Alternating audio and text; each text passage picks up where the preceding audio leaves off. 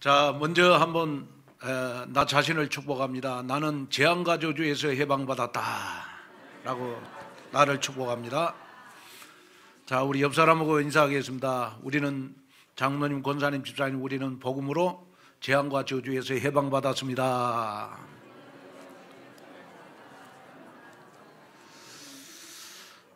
우리 오늘 마태복음 1장 18절에서 25절 말씀을 가지고 우리 예수 이름의 플랫폼이라는 제목으로 말씀을 전할 때, 예수 이름의 플랫폼이 여러분 인생을 살아가는데 저주와 재앙에서 해방받는 귀한 응답을 받는 여러분이 됐으면 좋을 것 같습니다. 여러분 지금 전 세계는 우리 바이러스 공포에 빠져서 전 세계가 지금 패닉 상태에 빠졌습니다. 보니까 지금 신종 코로나 바이러스로 인해서 지금 중국에는 사망자가 보니까 800명이 넘어섰고요. 그 다음에 확진자가 보니까 3만 7천 명이 넘어섰어요.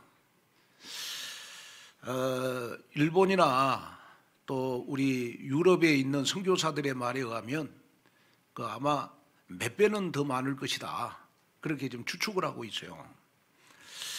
그런데 이러한 우리 신종 코로나 바이러스가 우한에서 생겼잖아요.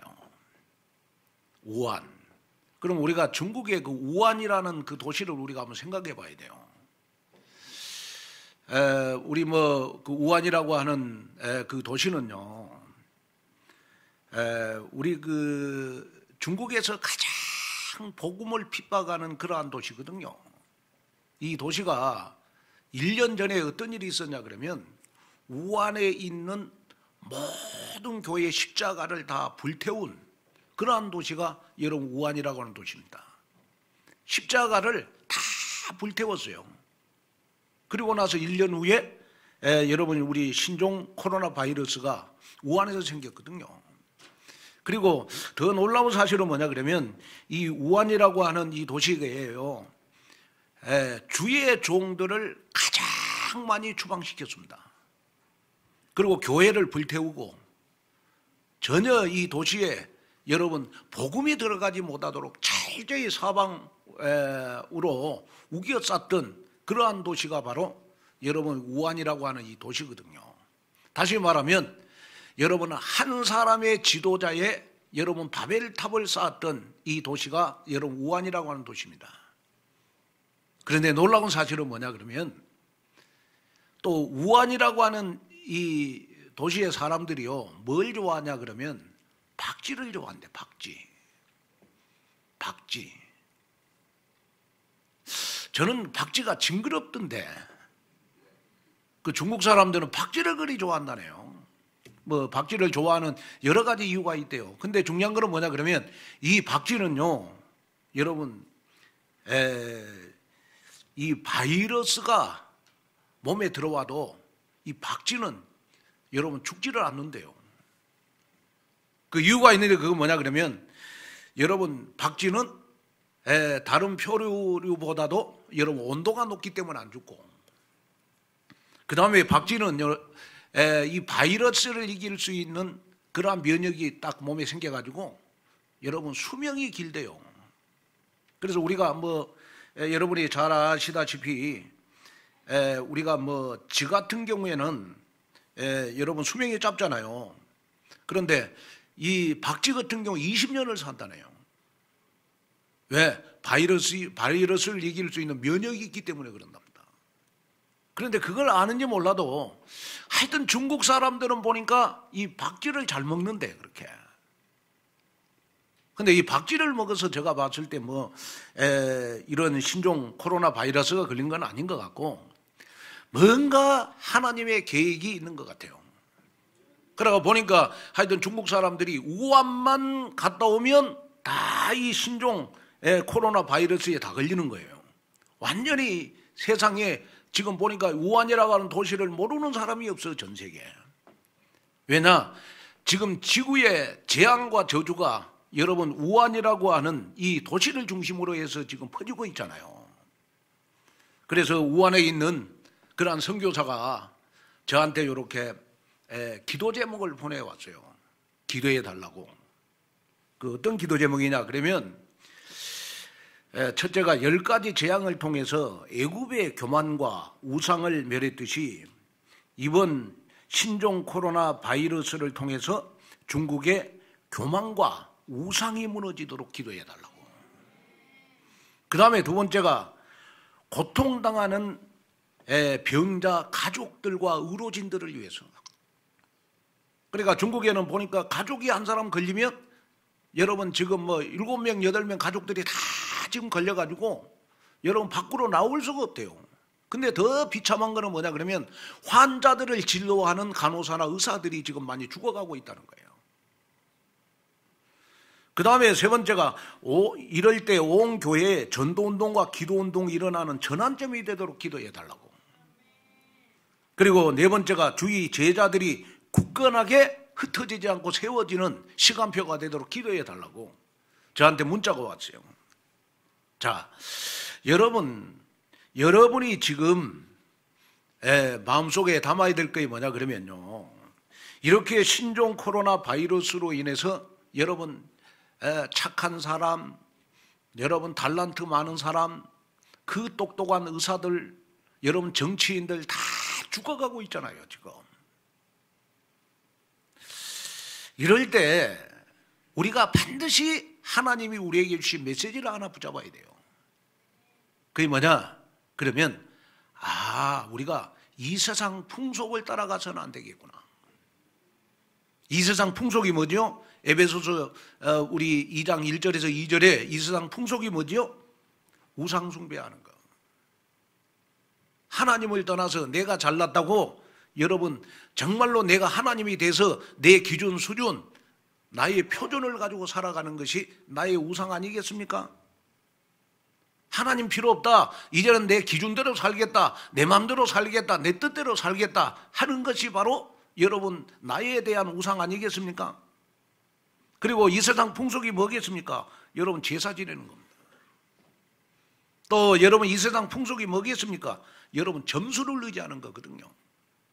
뭔 일만 안 되면 점쟁이 찾아가요. 그리고 더 놀라운 사실은 뭐냐 그러면 이 세상 풍속이 뭐냐 그러면 이사 갈 때도 손이 있는 날 손 없는 날 봐요. 하나님의 말씀을 붙잡고 가면 되는데, 성령의 인도를 받아서 가면 되는데, 이사 갈 때도 여러분 손이 있는 날 없는 날 봐요. 그리고 우리가 묘자리를 쓸 때도 여러분 이 점쟁이한테 찾아가는 거예요. 그래가지고 하나님을 의지하지 않고 말씀을 의지하지 않고 점수를 의지하는 삶 자체가 여러분 전부 다 여러분 이 세상 풍속을 따르는 거예요. 그러면 이 세상 풍속을 따르다 보면 나에게 오는 것이 있는데 그게 뭐냐 그러면 내가 진노의 자녀가 돼요. 그러면 이 진노의 자녀의 특징은 뭐냐? 항상 재앙과 저주가 따라다녀요. 진노에게는 항상 재앙과 저주가 따라다니는 거예요. 이럴 때 하나님이 저와 여러분들을 사랑해가지고 로마서 5장 8절에 여러분 우리가 재앙과 저주 속에 빠질 수밖에 없는데 하나님은 그리스도를 이 땅에 보내주셔서 정말 하나님의 사랑을 확증해 주셔서 재앙과 저주에서 저와 여러분들을 여러분 예수 이름 구원자를 우리에게 주셔서 완전히 해방시켜 주셨다는 거예요. 이럴 때 여러분이 한 가지 딱 붙잡아야 될 메시지가 있어요. 신종 코로나 바이러스를 통해서 붙잡아야 될 메시지가 뭐냐 그러면 요한복음 8장 44절을 붙잡아야 돼요. 요한복음 8장 44절을 여러분 한마디로 요약하면 마귀는 나의 영적인 것을 도둑질해 간다. 나의 영적인 것을 도둑질해 간다는 말은 무슨 말이에요? 절대로 은혜 못 받도록, 절대로 말씀을 따라가지 못하도록, 절대로 여러분 복음 각인 뿌리 체질화가 못 되도록 여러분 나의 영적인 것을 도둑질해 가요. 여러분 이 시대의 재앙과 저주를 보면서 저와 여러분들은 뭘 붙잡아야 되느냐 그러면 나는 이럴수록 더 은혜 받아야 되겠구나, 나는 더 복음 속으로 들어가야 되겠구나, 나는 더 예배 속으로 들어가야 되겠구나, 나는 더 말씀을 묵상하는 삶을 살아야 되겠구나. 여러분 이것이 나의 언약이 되어야 돼요. 내 인생의 플랫폼이 돼야 돼요. 여러분, 그래야 여러분, 우리가 공포 속에 살지 않고 두려움 속에 살지 않는 줄로 믿습니다. 오늘 이 응답이, 오늘 여러분들의 응답이 되시기를 바랍니다. 그래서 사단은요, 지금도 우는 사자처럼 여러분, 저와 여러분들을 스토킹하고 있다는 사실을 기억해야 돼요. 스토킹하고 있다. 세균이나 벌레들이 우는 사자같이 돌아다니면서 상한 과일을 찾듯이 사단은 여러분 우는 사자같이 여러분 다니면서 저와 여러분들을 스토킹하고 있어요. 여러분들을 스토킹해가지고 여러분 반드시 하나님을 떠나도록, 반드시 저주와 재앙을 우리에게 갖다 줘요. 그러면서 여러분 나에게 모든 것, 육적인 것 다 주면서 나의 영적인 것만 뺏어가요. 절대로 말씀의 은혜 못 받도록, 말씀을 묵상 못 하도록, 복음 못 누리도록, 절대 기도 응답 못 받도록. 이럴수록 우리는 여러분 영적으로 깨어서 하나님 앞에 여러분 기도하면서 여러분 예배에 성공하는 저와 여러분이 돼야 될 줄로 믿습니다. 그래서 우상 숭배는 여러분 절대 주권자인 여러분 하나님을 무시하는 것이 되는 거거든요. 그래서 여러분이 기억해야 될 것은 뭐냐 그러면, 여러분 우상 숭배는 바로 고린도전서 10장 20절에 보니까 귀신과 교제하는 것이 돼요. 귀신과 교제한다는 말은 무슨 말입니까? 귀신은 내가 여러분 사귄 만큼 친해지고, 귀신은 여러분 내가 친해지는 것만큼 여러분 나를 따라다니고, 그러면서 나에게 여러분 여러 가지 여러분 사건, 문제, 우환을 갖다 주는 것이 바로 여러분 귀신의 역사예요. 그러면 여러분이 정말로 하나님 앞에 기도해야 될 것은 뭐냐? 그러면 하나님, 나만 귀신한테 속으면 되는데 여러분 우리의 후대 3, 4대가 여러분 저주와 재앙 속에 빠지면 안 되잖아요. 그래서 이럴수록 여러분이 정말로 하나님 앞에 기도를 해야 돼요. 어떤 기도를 해야 되느냐? 그러면 권세 기도를 해야 돼요. 예수 이름으로 명하노니 정말로 나를 스토킹하는 모든 흑암 저주의 세력은 떠나갈지어다. 그러면서 여러분이 정말로 권세 기도를 해야 돼요. 이럴수록 권세 기도를 하면 할수록 여러분 재앙과 저주는 여러분들에게서 떠나가는 역사가 일어나는 줄로 믿습니다. 그래서 저와 여러분이 이럴수록 정말로 복음을 더 많이 누리고 하나님을 더 가까이 하고, 이럴수록 더 예배드리고, 이럴수록 우리는 하나님이 나에게 주신 메시지를 붙잡아야 되는 것이다. 이것이 여러분들의 언약이 되어야 될 것이다. 오늘 그 응답 속으로 들어가는 여러분이 되시기를 주님의 이름으로 축원을 드립니다. 우리가 이제 지난 주간부터 여러분 우리가 마태복음의 말씀을 보고 있어요. 그런데 마태복음 1장 1절에 보면 아브라함과 다윗의 자손 예수 그리스도의 세계라. 자, 그런데 중요한 거는 뭐냐 그러면 우리 마태복음 1장 1절에서 여러분 17절까지는 예수님의 인적 계보를 말씀해 주고 있어요. 그리고 오늘 18절부터 여러분 오늘 25절까지는 예수님의 인성에 대한 계보가 아니고 신성에 대한 계보를 말씀해 주고 있어요. 다시 말하면 예수님이 하나님의 아들이심을 오늘 본문에 밝히고 있단 말이에요. 다시 말하면 예수님이 인류를 구원할 메시아 그리스도가 되기 위해서는 여러분 누가 뭐라고 해도 이런 인성과 신성을 우리 예수님은 다 갖추셔야 돼요. 다시 말하면 메시아 그리스도는 모든 인류의 죄를 대신할 수 있어야 되고, 여러분 인류를 구원하기 위해서는 죄가 없으셔야 돼요. 그래서 마태복음에 보면 여러분 뭐라고 말씀해 주거냐 그러면 예수님은 죄가 없는 증거로 성령으로 잉태됐다, 동정녀로 탄생했다, 여자의 후손이다, 라는 말을 이해하면 예수님이 구원자라는 사실이 믿어지게 되는 거예요. 오늘 여러분 예수님이 구원자라고 하는 사실이 여러분들에게 믿어지는 여러분 귀한 역사가 있기를 주님의 이름으로 축원을 드립니다. 그래서 저는 예수 이름이라고 하는 이 말 뒤에다가 저는 플랫폼이라는 단어를 넣었어요. 그러면 플랫폼이라는 말은 무슨 말이냐 했을 때 플랫폼이라는 말은 자동차의 골격을 말하는 겁니다. 골격. 그 다음에 여러분 건물의 기둥. 그 다음에 우리 개인의 플랫폼이라는 것은 뭐냐 그러면 내 인생의 꿈, 내 인생의 미션, 여러분 내 인생의 비전, 이것이 바로 내 인생의 플랫폼이다. 이렇게 말할 수 있는 거예요. 그래서 요즘 여러분 플랫폼 전도라는 말이 많이 나오잖아요. 플랫폼 전도라는 말은 전도할 수밖에 없는 여러분 시스템, 전도가 되어질 수밖에 없는 골격, 전도가 되어질 수밖에 없는 여러분 기둥을 세워라.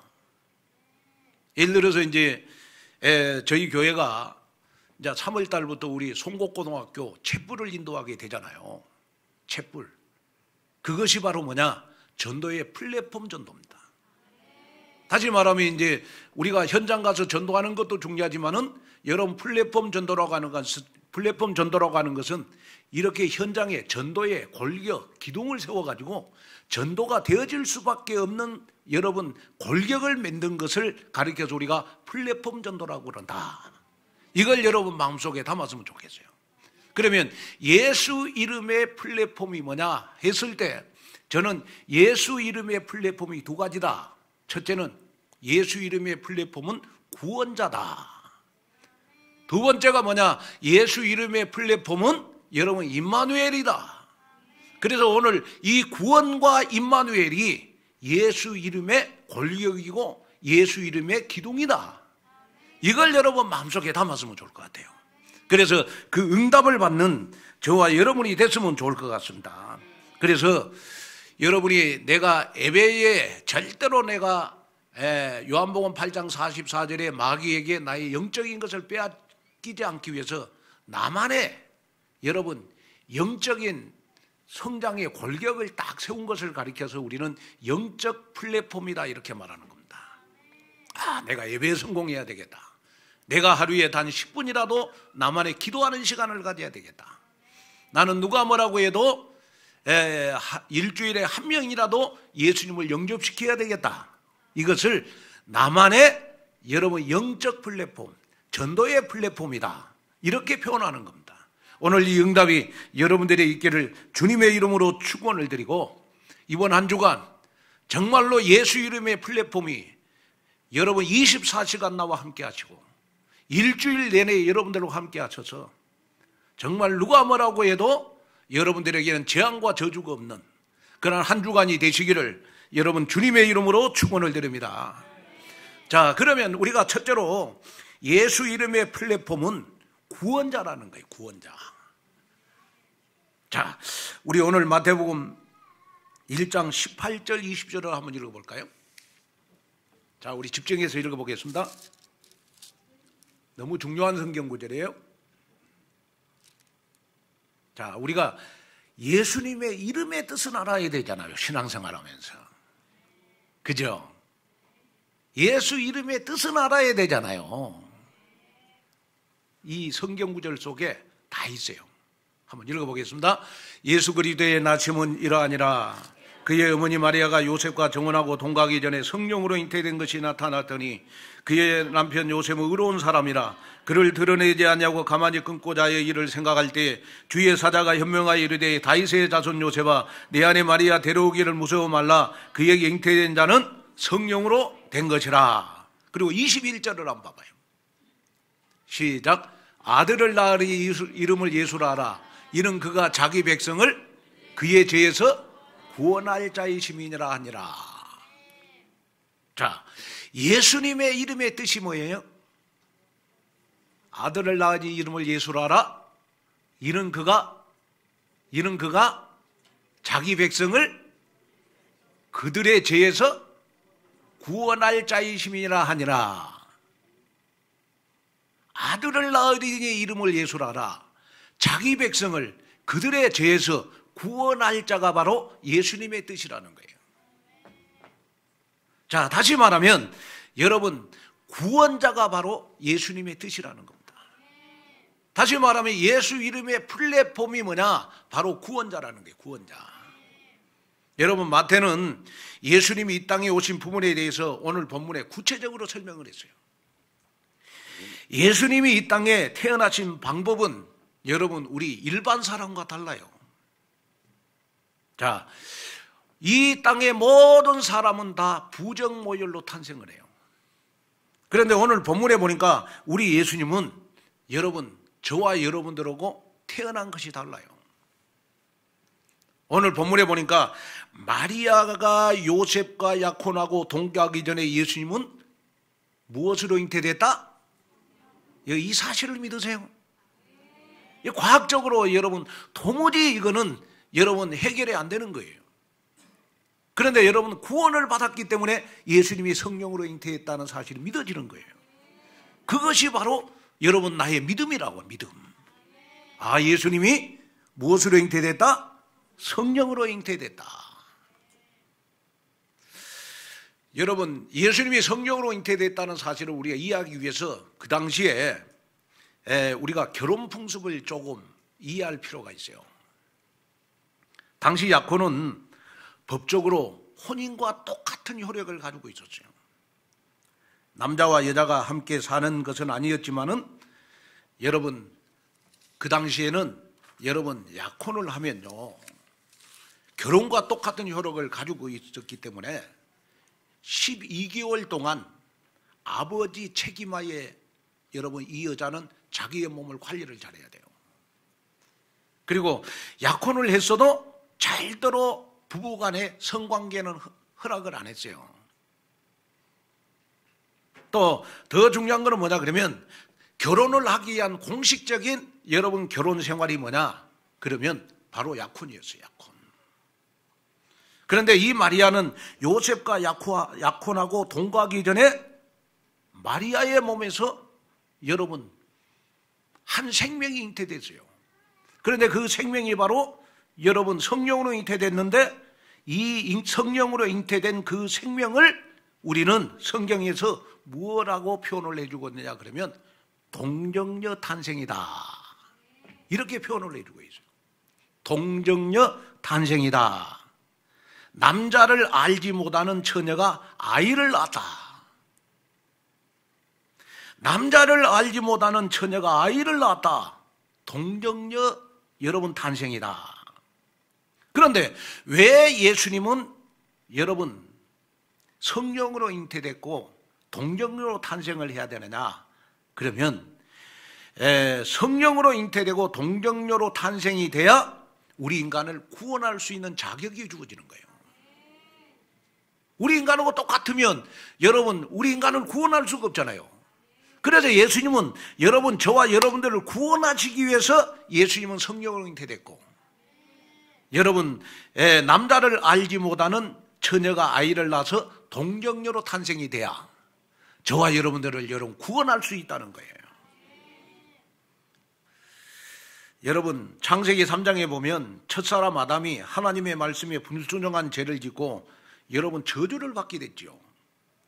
하나님께서는 이런 인간을 여러분 그대로 방치하지 않으시고 구원의 길을 약속했는데 그 구원의 길이 바로 여러분 창세기 3장 15절이에요. 자, 한번 읽겠습니다. 시작. 내 후손도 여자의 후손과 원수가 되게 하리니 여자의 후손은 내 머리를 상하게 할 것이요 너는 그의 발꿈치를 상하게 할 것이라 하시고.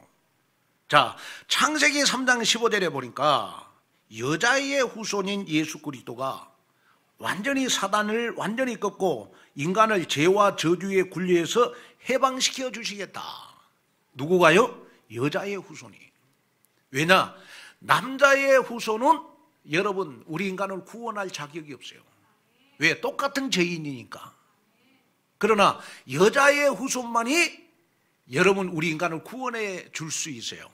그래서 우리 예수님은 남자의 후손이 아닌 여자의 후손으로 오셨어요. 그 여자의 후손으로 오시기 위해서 예수님은 성령으로 잉태됐고 여자의 후손으로 오시기 위해서 동정녀 탄생으로 오신 거예요.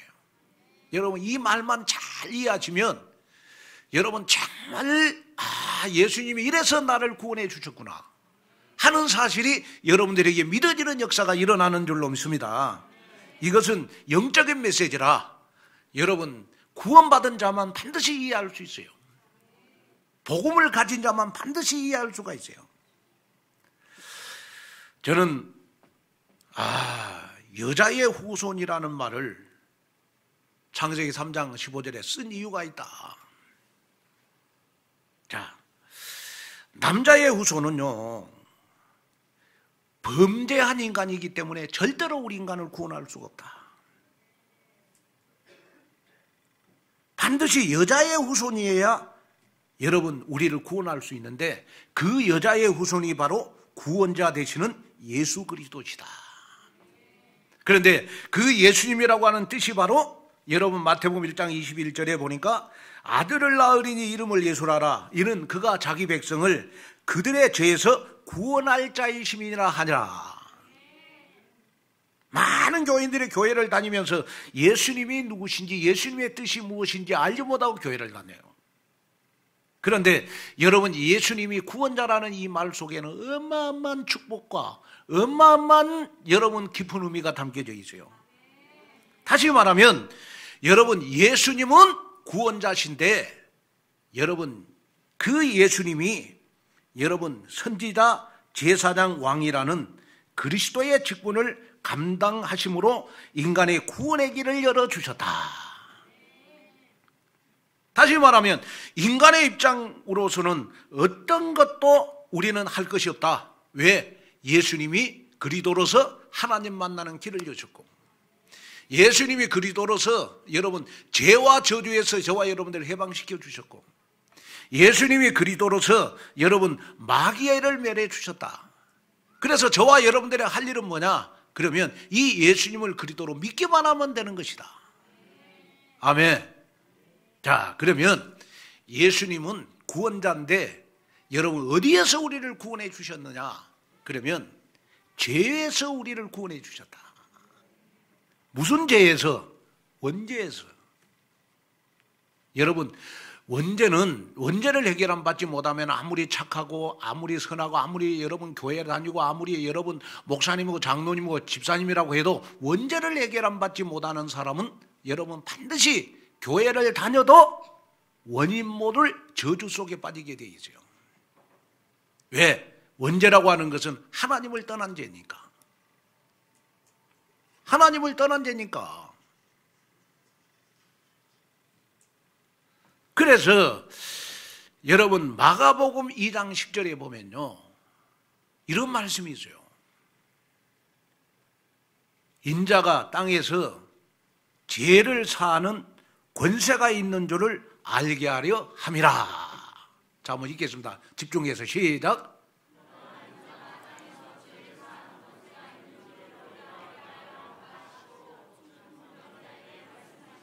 자, 이 중풍병자도 죄 문제를 해결 안 받았더니 중풍병이 치유되는 역사가 일어났어요.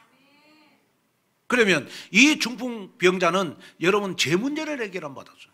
그러면 저와 여러분들은 어떤 문제를 해결 안 받아야 되냐? 그러면 나의 여러분 원죄, 나의 자범죄, 여러분 조상의 죄에서 나는 완전히 해방함을 얻었다. 나는 확신을 갖는 순간 저와 여러분들은 여러분 저주에서 구원받을 수 있는 자격이 있는 거예요. 이것이 여러분들의 믿음이 됐으면 좋겠습니다. 시편 66편 18절에 보니까 내가 마음의 죄악을 품으면 주께서 듣지 아니하신다. 자, 한번 읽을까요? 시작. 내가 나의 마음의 죄악을 품었더라면 주께서 듣지 아니하시리라. 다시 말하면 여러분이 죄에 대한 확신을 가지고 기도를 해야 기도응답이 된다는 것을 말씀해 주고 있어요. 이 말은 무슨 말이냐 그러면 여러분이 5분 전에 억만 가지 죄를 지어도 내가 예수님 앞에 죄를 용서해 달라고 기도하면 하나님은 미쁘시고 의로우사 나의 모든 죄를 다 사해 주실 것을 믿습니다. 나는 믿음을 가지고 기도해야 여러분들의 기도가 응답이 된다. 이걸 말씀해 주고 있는 거예요. 그래서 우리가 복음을 가졌다 이 말은 무슨 말이냐 그러면 죄에서의 확신을 가져야 돼요. 죄사함의 확신을 가져야 돼요. 그래서 우리 예수님은 여러분 나를 저주 가운데 빠뜨리지 않기 위해서 여러분 죄에서 나를 구원해 주셨다. 여기에 대한 확신을 가지셔야 돼요. 대부분 교인들이 보면요, 그 죄에 대한 죄사함에 대한 확신이 없거든요. 그러니까 신앙생활 하면서 이렇게 보면요, 뭐 이렇게 일만 안 되면 하는 말이 아이고 내가 죄가 많아서, 아이고 내가 죄가 많아서. 여러분 죄가 많아서 일이 안 된 게 아니에요. 일이 안 된 것은 하나님이 여러분들을 앞으로 어마어마하게 축복 주시기 위해서 그런 거지. 우리는 이미 예수님이 십자가의 피로 여러분, 저와 여러분들이 과거에 지은 모든 죄 문제를 예수님의 십자가의 피로 다 덮어버렸어요. 아멘. 그래서 여러분 예수 이름은 바로 죄에서의 구원을 의미하는 것이다. 여러분 여기에 대한 확신을 가지시죠. 그래야 예수 이름을 믿는 거예요.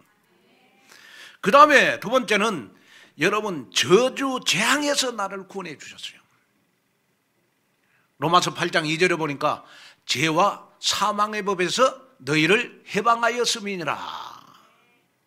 저주 재앙에서 우리를 해방해 주셨다. 그리고 세 번째, 여러분 사단에서 저와 여러분들을 여러분 구원해 주셨어요. 그래서 요한일서 3장 8절에 보니까 예수님이 오신 것은 마귀를 멸하러 하심이니라. 그래서 여러분들은 이제는 마귀를 내쫓는 권세가 여러분들에게 주어졌어요.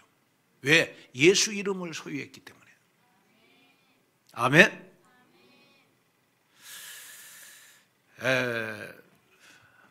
제가 어떤 이렇게 간증을 이렇게 들었는데요. 신앙생활을 아주 잘한 한 자매가 어느 날 어떤 남자를 딱 하나 만나갖고 완전히 눈에 콩깍지가 딱 씌어가지고 결혼을 했어요. 그 우리 좀 결혼 정년기에 된 우리 자매들은요, 남자한테 콩깍지가 씌면 안 되고 남자 믿음의 콩깍지가 씌워져야 돼. 자매님들 아멘 안 하는데 아멘. 그래야 인생이 행복하거든요. 근데 이 자매는요, 그렇게 믿음 생활을 잘하다가 남자한테 콩깍지가 딱 씌워졌어. 그러고 결혼을 딱 하다 보니까 4대 종갓집인데 완전히 유교 집안이에요. 유교 집안이에요. 다시 말하면 1년에 제사를요, 여러분 2달 한 번씩 지내.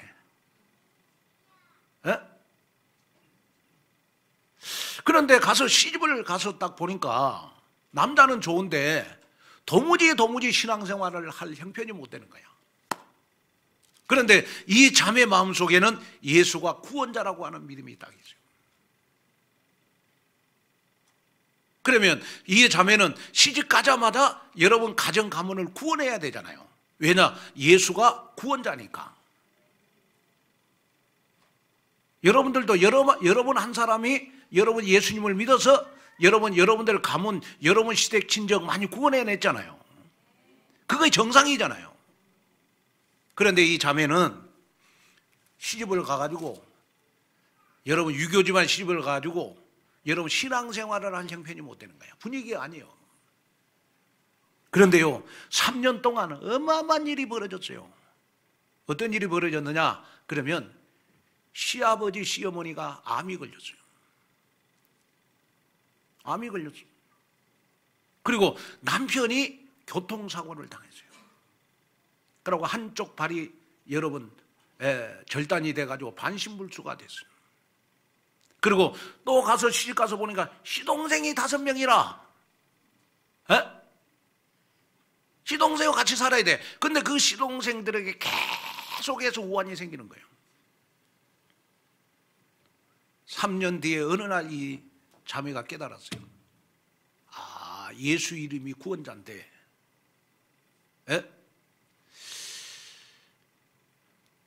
내가 우리 가정을 구원하라고 이쪽으로 시집을 왔지, 내가 이 제사 지내라고 이 집에 내가 시집 온 건 아니지 않냐. 그러면서 하나님 앞에 기도를 했어요. 하나님, 정말 내 교회 갈 수 있도록 좀 하나님이 나를 전도해 달라고 기도를 했는데요, 어느 날 길거리에서 어떤 남자를 딱 만났는데, 그 남자분이 누구냐? 교회 목사님이라. 그럼 또 교회 목사님을 만나다 보니까 이 자매가요 3년 동안 있었던 일을 다 목사님이 이야기했어요. 그러니까 목사님이 하시는 말씀이, 그러면 내가 도와주겠다 해서 여러분 그 자매를 붙잡고 이제는 주일날 교회 가서 예배 드리도록 이 목사님이 도와드렸어요. 그런데요, 놀라운 일이 벌어졌어요. 아니, 교회 가서 여러분 예배 드리고 말씀을 받았는데 어떤 일이 벌어졌냐 그러면, 그렇게 여러분 가정이 우환이 많았던 그런 가정인데 시어머니 시아버지가 암에서 치유를 받고요. 또 더 놀라운 사실은 뭐냐, 뭡니까, 그 시동생들한테요 여러분 그렇게 우환이 많았는데 우환이 다 떠나가고요. 또 더 놀라운 사실은 뭐냐, 본인이 완전히 얼굴 색깔이 달라진 거야. 그러면서 더 놀라운 사실은 뭐냐 그러면, 어느 날 암에서 치유를 받고 시어머니 시아버지가 나도 너가 다니는 교회에 다니겠다, 시동생들도 형수님이 다니는 교회에 나도 다니겠다 해가지고요, 이 자매 한 사람을 통하여 여러분 가족이 다 구원을 받는 역사가 일어났어요. 그리고 그 가족이 몇 명입니까? 7명 아닙니까? 그러면서 이 자매가 어느 날 기도하는데 사도행전 16장 31절이 생각이 났어요. 주 예수를 믿어라, 그리하면 너와 내 집이 구원을 얻으리라. 내 마음속에 예수가 구원자니까 나를 통하여 우리 시동생도 다 구원을 받고 우리 시어머니 여러분 시아버지도 구원을 받는 역사가 일어나구나, 그 이름이 바로 구원자 예수이구나 하는 걸 깨닫게 됐어요. 여러분이 지금 혼자 여러분 신앙생활 한다고 낙심하지 마세요. 예수 이름이 구원자입니다. 여러분을 통하여 여러분의 남편이 구원받을 것이고, 여러분들을 통하여 여러분 시어머니 시아버지가 구원을 받을 것이고, 여러분들을 통하여 여러분 시댁 친정이 구원을 받는 귀한 역사가 일어날 것이다. 왜냐? 예수 이름이 구원자니까. 아멘. 저도 이렇게 저희 아버지 형제들이 많고 저는 어머니 형제들이 많아요. 사촌들이 저는 어마어마하게 많거든요. 그런데 어느 날 보니까, 제가 목사가 되고 나서 보니까 우리 이모들이 거의가 다 여러분 구원함을 받는 역사가 일어났어요.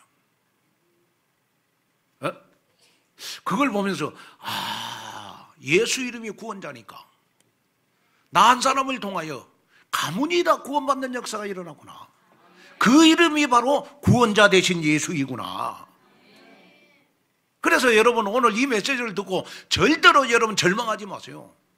절대로 여러분 낙심하지 마세요. 언젠가는 여러분 남편도 구원받을 것이고 여러분 시댁 친정도 구원받을 거니까, 중요한 거는 뭐냐, 예수 이름이 바로 구원자라는 사실만 믿으면 돼요. 어디에서 구원받았다고? 죄에서 구원해 주셨다, 저주와 재앙에서 구원해 주셨다, 사단에게서 구원해 주셨다. 여러분 이 사실만 믿는다면 여러분들을 통하여 여러분 가문에 구원의 역사가 반드시 일어날 것이다. 이것이 오늘 여러분들의 믿음이 됐으면 좋을 것 같아요. 요즘 청소년들이나 여러분 젊은 층에서요 많이 사용하는 표현 중 하나가 뭐냐 그러면 최애라고 하는 표현을 많이 써요. 최애라고 하는 말은 무슨 말이에요? 최고 사랑한다는 말이에요. 가장 좋아한다는 뜻입니다. 예를 들어서 내가 좋아하는 걸그룹이나 아이돌 그룹에서 여러분 최애가 누구냐, 내가 제일 좋아하는 멤버가 누구냐고 물을 때 하는 말이 최애가 누구냐. 그 다음에 또 더 중요한 거는 뭐냐 그러면요, 내가 최고로 좋아하는 음식을 최애 메뉴라고 그래요. 오늘도 아마 최애 메뉴가 만들어졌을 겁니다. 삼층 식당에 가면. 아멘. 그러면 영적으로 인생에서 여러분들에게 최애는 누굽니까? 내 남자친구예요? 내 여자친구예요? 여러분들 인생에서 최애가 누구냐고요? 바로 예수 그리스도다. 구원자 예수가 여러분들의 최애가 될 때 내 삶에 영적 생동감이 넘치는 변화의 역사가 일어날 것이다. 모든 성도 여러분은 이 놀라운 그 이름 예수 그리스도로 충만해서 생명적 역동을 일으키는 24시 153 운동의 주역이 되는 여러분이 됐으면 좋을 것 같습니다. 그 다음에 둘째로 예수 이름의 플랫폼은 바로 임마누엘이라. 임마누엘. 자, 우리 마태복음 1장 22절 23절 한번 볼까요? 자, 한번 읽겠습니다. 자, 집중해서 읽겠습니다. 시작. 아들을 낳으니 이름을 예수라 하라. 이는 그가 자기 백성을 그의 죄에서. 자, 예수 이름의 플랫폼은 두 번째로 임마누엘이다. 임마누엘. 자, 마태복음 1장 여러분 22절 23절에 보니까 그의 이름은 임마누엘이라 하리라 그랬어요. 그런데 여러분, 이 임마누엘은 이사야 7장 14절에 말씀이 성취돼서 예수님이 임마누엘로 오신 거예요. 예수님이 왜 오셨냐? 여러분, 나와 함께 임마누엘 하기 위해서. 구원받은 여러분들이 24시간 여러분들과 함께 하기 위해서 예수님이 구원자로 오신 거예요. 자, 사도 바울은요, 에베소서 1장 4절 5절에 보니까 영적 사실을 우리에게 선포해 주고 있어요. 그게 뭐냐 그러면 우리가 그냥 구원받은 것이 아니라 창세전에 여러분 그리스도 안에서 우리를 택했다. 창세전에 하나님이 나를 택해서 내가 구원받은 것이지 내가 노력해서 구원받은 것이 아니다. 그래서 구원은 전적으로 여러분 하나님의 은혜다. 그러면 왜 예수님이 여러분 동정녀로 성령으로 잉태돼서 구원자로 오셨냐? 나와 함께하기 위해서 오셨다. 아멘. 자, 여러분, 우리가 신명기 2장 7절에 보면요, 이스라엘 백성들이 여러분 광야 생활을 하면서도 여러분 견딜 수 있었던 것 딱 한 가지 믿음이 있었어요. 자, 한번 읽겠습니다. 시작. 내 하나님 여호와께서 내가 하는 모든 일에 내게 복을 주시고 내가 큰 광야에 두루 다닐 내 하나님 여호와께서 이 40년 동안을 너와 함께 하셨으므로 내게 부족함이. 여러분, 세상에 가장 내가 사글세 살아도 내가 좀 환경이 안 좋아도 여러분 부족함이 없는 삶을 사는 사람이 있어요. 어떤 사람입니까? 하나님이 나와 함께 하심을 누리는 사람이거든요. 예수님이 왜 이 땅에 오셨냐? 나와 함께하기 위해서 오셨다. 그러면 예수님이 나와 여러분 함께한다는 말은 무슨 말이냐? 그러면 여러분들을 저주와 재앙에서 여러분 구원해 주시겠다는 말이에요. 그러니까 여러분 신종 우리 코로나 바이러스로 여러분 지금 공포증이 생기는 때일수록 우리는 임마누엘을 누리셔야 돼요. 하나님이 나와 함께 하시니까 나는 괜찮다. 아멘. 그럴수록 여러분 더 많이 누리시고 더 많이 맛있는 것도 많이 드시고 더 인상 펴시고 더 많이 웃고 더 많이 행복하는 여러분 그런 날이 여러분들이 돼야 돼요. 왜? 하나님이 나와 함께 하시니까. 하나님이 우리에게 성경 66권을 주신 이유가 있어요. 하나님이 나와 함께 하시기 위해서 성경 66권을 나에게 줬어요. 그리고 여러분 내가 임마누엘 하면 임마누엘 할수록 사단의 권세에서 해방받을 수 있어요. 그리고 여러분 모든 저주에서 여러분 해방받는 방법이 있는데 그게 뭐냐? 하나님이 나와 함께 하시면 돼요. 그런데 중요한 거는 뭐냐? 그러면 우리가 24시간 하나님이 나와 함께 하시는데도 나는 하나님이 함께 한다는 사실을 전혀 인식을 못하고 살아가요. 여러분들 얼굴 보니까 24시간 하나님이 나와 함께 하심을 여러분 누리고 인식하면서 사시죠? 성가대 왜 아멘 안 하시나요? 누리시죠? 예, 그 소프라노로 하시지. 예, 아멘 그러고. 예. 세상에 제일 부자가 누구냐? 하나님이 나와 함께 하심을 누리는 사람이에요. 아이들은요, 여러분 뭐 세상에 명예, 돈 그 필요 없어요. 엄마, 아빠가 나와 함께 있으면 돼요. 그죠? 아이들에게 뭐가 부족함이 뭐가 있어요? 뭐 빌딩 갖는 거 관심 없어, 애들은. 여러분은 엄마, 아빠가 나와 함께만 있으면 좋아. 아멘. 그래서 우리의 신앙도 어린아이가 되라 이 말이에요. 세상의 권세보다도 물질보다도 하나님이 나와 함께 하심으로 난 최고 부자다. 나에게는 부족함이 없다. 그래서 기도가 뭐냐? 그러면 기도라고 하는 것은 하나님이 나와 함께 하심을 누리는 것이 기도예요. 이것이 여러분 믿음이 돼야 돼요. 저는 지금 60대, 70대, 80대 세대들의 살아온 길을 알아요. 그래서 자랑스러운 대한민국의 꼰대 세대가 여러분 지금 60살, 70살, 80살을 사시는 분들이에요. 자랑스러운 대한민국의 꼰대는 어떤 세대냐? 그러면 호롱불 세대라. 호롱불 세대. 90%는 전기불이었고 호롱불을 커놓고 공부했어요. 그리고 여러분 대한민국의 꼰대 세대는 어떤 세대냐? 그럼 뒷간 세대, 뒷간 세대. 90%는 실내 화장실이 없고 엄동설한 겨울에도 뒤구석 재래식 변소에서 볼일을 봤는데 비가 많이 오면 대변을 탁 터뜨리면 밑에서 여러분 물이 튀겨가지고 더 이상은 말하지 않겠습니다. 그리고 70대 여러분 60대 80대는 무슨 세대냐? 그러면 우물세대예요. 우물세대. 상수도가 없어가지고 동네 공동 우물에 양동이로 물을 길어가지고요 항아리에 담아가지고 마셨어요. 지금 수돗물이 없었어. 그때는 뭐 하여튼 우물물도 그렇게 맛있었어. 그런데 병 안 걸렸거든요. 그리고 여러분 이 꼰대 세대는 어떤 세대냐? 그러면 가마솥 세대, 가마솥 세대. 98%는 목욕탕이 없어가지고 가마솥에 물을 끓여가지고 목욕을 했어요. 그리고 여러분 손빨래 세대였어요. 그때는 세탁기가 없었어요. 얼음장을 깨고 빨래를 했어요. 그리고 고무신 세대였어요. 95%는 구두도 운동화도 없이 검정 고무신을 신고 다녔어요. 그리고 여러분 깎아중 세대, 깎아중 세대 100%가 이발비가 없어가지고 깎아중 머리로 다녔어요. 깎아중 머리. 그 깎아중 머리 한번 볼래요?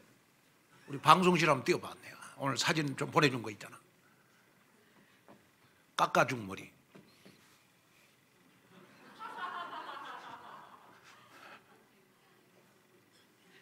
저 찾아보세요.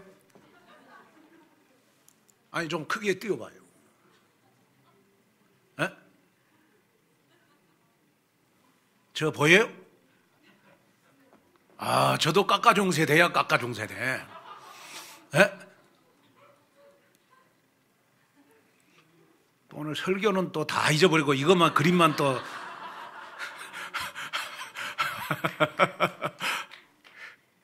그 다음에 여러분 보자기 세대예요. 보자기 세대. 98%는 책가방이 없어가지고 보자기에 책을 싸가지고 허리에 차고 다녔어요. 그리고 고무줄 세대였어요. 장난감이 없어가지고 놀이기구를 할 때 여자들은 고무줄, 남자들은 세초.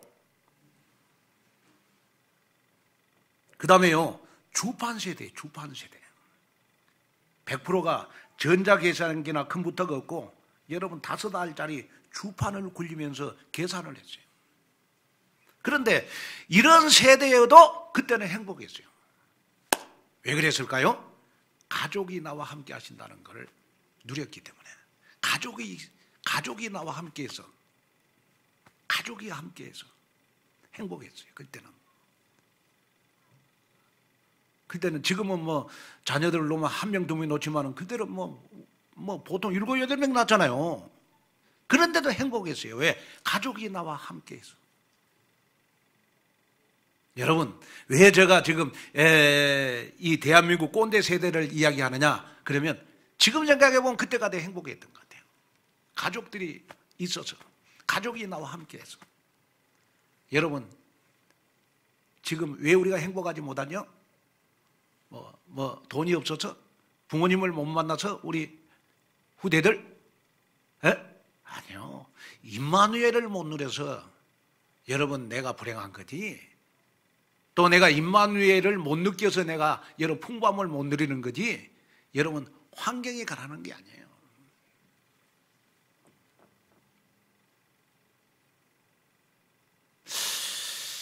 우리 이번에 우리 대학부 수련회를 했는데 보니까 뭐 피자하고 그 다음에 뭐 치킨 이걸 먹더라고. 참 밤에 먹는 그 야식이 얼마나 맛있던지요. 같이 먹었거든 나도. 그러면 내가 생각했어요. 아, 우리 시대 때 대학 수련을 했으면 우리는 밤에 뭘 먹었을까? 고구마 먹었다. 고구마. 우리는 고구마를 먹었다. 고구마. 그때도 우리는 불평불만 안 하고 너무너무 맛있게 먹었다. 그런데 중요한 거는 뭐냐 그러면 여러분 지금 꼰대 세대는요 조그마한 것에도 감사해. 조그마한 것도. 근데 우리의 후대들은 보면 많은 걸 얻어도 만족감이 없는 거거든요. 왜? 임마누엘을 못 누리니까. 하나님이 나와 함께 하신다 사실을 못 누리니까. 아무리 문제 사건 여러분 정말 나에게 어려움이 오고 내가 사글세 살아도 힘들어도 하나님이 나와 함께 하심을 누리는 사람이 여러분 지구상의 최고 부자다. 그래서 여러분 오늘 이 한 시간부터는 여러분 환경 바라보지 말고 사글세 산다고 여러분 나는 너무너무 불행하다 그렇게 생각하지 말고 임마누엘을 누림으로 여러분 풍족함을 누리는 여러분이 됐으면 좋을 것 같아요. 결론으로 말씀을 마치려고 합니다. 20세기 대표적 전도자 빌리 그레함 목사는 이런 메시지를 선포했어요. 만약 사람들이 주님의 십자가를 통해서 자신의 죄가 용서받았다는 감격 속에서 살아간다면 세계 정신병 환자의 90%가 치유가 되고 가정의 90% 그리고 부정적인 사회 문제의 90%는 당장 해결될 것이다. 왜 우리가 걱정하며 사는지 아느냐? 구원의 감격을 잊어버렸기 때문에 그런 것이다. 왜 우리가 세상 물질 탐욕의 노예가 된 채 살아가는지 여러분 아십니까? 우리 안에 뭐가 없느냐? 구원의 감격이 없기 때문에 그런 것이다. 왜 예수 믿는 가정, 신앙생활 잘한다고 하는 성도들의 가정이 여러분 행복이 없는 줄 아십니까? 여러분 구원의 감격이 없이 살고 있기 때문에 그렇습니다. 그래서 여러분들에게 구원의 감격을 주시기 위해서 이번 화요일부터 복음 소식, 구원의 길을 철저히 훈련을 하겠습니다. 신앙생활의 가장 기본 근본, 구원의 길은 여러분이 나의 것으로 가지고 있어야 돼요. 아무리 직장생활이 힘들고 고달프지만은 한 가지 여러분 구원의 감격만 있으면 내 인생 행복하게 살 수 있어요. 그래서 여러분 교회에서만 구원의 감격을 느끼지 마시고 여러분 직장에 가서도 구원의 감격을 느끼셔야 돼요. 그것이 바로 임마누엘을 누리는 겁니다. 오늘 귀한 말씀을 듣고 내 인생의 미션, 내 인생의 소망, 내 인생의 꿈, 내 인생에 나는 플랫폼을 만들어 가야 되겠구나. 그것이 바로 여러분 임마누엘 속에서 구원의 감격 속에서 내 인생의 플랫폼을 만들어 가야 돼요. 그래서 하여튼 2020년도에는 100명을 위해서 기도하고 50명 영접시키고 3명을 교회시키는 여러분이 돼서 237 나라 살리는 24 제자로 당당히 서는 우리 2020년 응답의 주역들이 다 여러분이 되시기를 주님의 이름으로 축원을 드립니다. 하나님의 귀한 은혜와 하나님의 귀한 축복을 감사를 드립니다. 예수 이름의 플랫폼, 예수는 구원자십니다. 예수는 임마누엘을 하시기 위해서 오신 줄로 믿습니다. 그 응답 속에 내가 있게 하옵소서. 예수님의 이름으로 간절히 기도하옵나이다. 아멘.